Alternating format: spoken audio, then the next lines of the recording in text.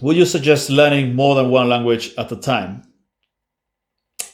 Yeah. If you want to learn more than one language at a time, and you've got actually good reasons to learn more than one language, I get messages by a lot of people who just, I want to be a polyglot. I want to be a YouTube polyglot. And how many languages do you speak? Well, my native language and English.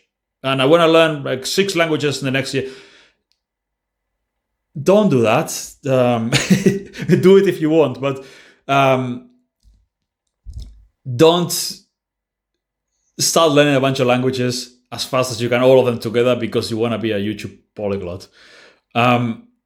This whole YouTube thing, I only got into that like relatively recently. After learning a bunch of languages for completely different reasons, like moving to this place to work there, learning, working with these people, having friends, sparring partners for this country, having a girlfriend from that other country.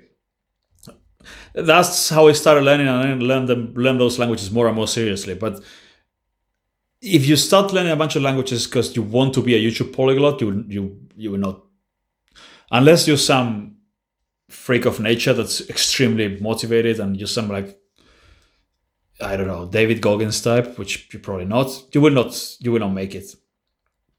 But if you've got good reasons to learn those languages, I don't know, you want to move to whatever place and they speak 3 languages there, or you'd like to, whatever reason. But people have reasons to learn multiple languages. If you want to learn multiple languages, what I recommend you do is, yes, learn them simultaneously. Do not learn one for 3 months and then just shelve it and learn another one for 3 months. And don't do that, because then by the time you are in your third quarter, you will not only be rusty, but you will probably have forgotten a lot of the first language because you're not using it, right?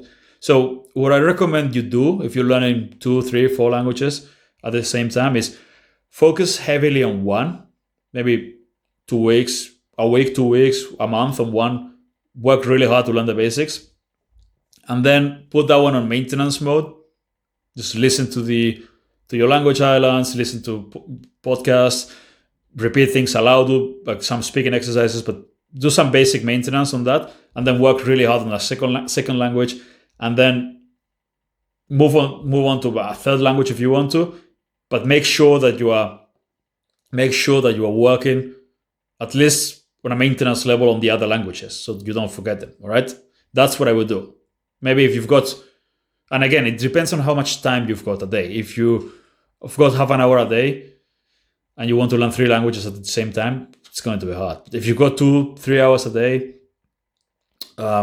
spend 2 hours learning one really hard, and then the rest of the third hour reviewing the other 2 languages. And if you do it like this long term, it's doable. You can also keep it interesting by switching the main language that you're learning that week or that day, because it's going to be like, if you focus heavily on one at a time, but without forgetting the others, it will be less boring than just like doing the same thing over and over forever. Something I do often is just, for my main languages that I use often, if I'm not going to use them for a while, I just do some shadowing daily, like 5 minutes, 10 minutes a day of shadowing while I do something else, while I'm cooking my meals or something, or I'm sometimes even while working out. Not outside, because people will think I'm crazier than they already think I am. But if I'm doing a home workout or something, I'll have my language islands and I'll do 10-15 minutes of one, just listening and repeating while doing push-ups or something. Then next language, and I'll have a checklist of languages, and I'll make sure to do some shadowing with each one of them, so I don't get rusty in either of them. But yeah, you can definitely learn more than one language at the same time, as long as you have enough time to stay consistent with all of them, and you plan your learning, right?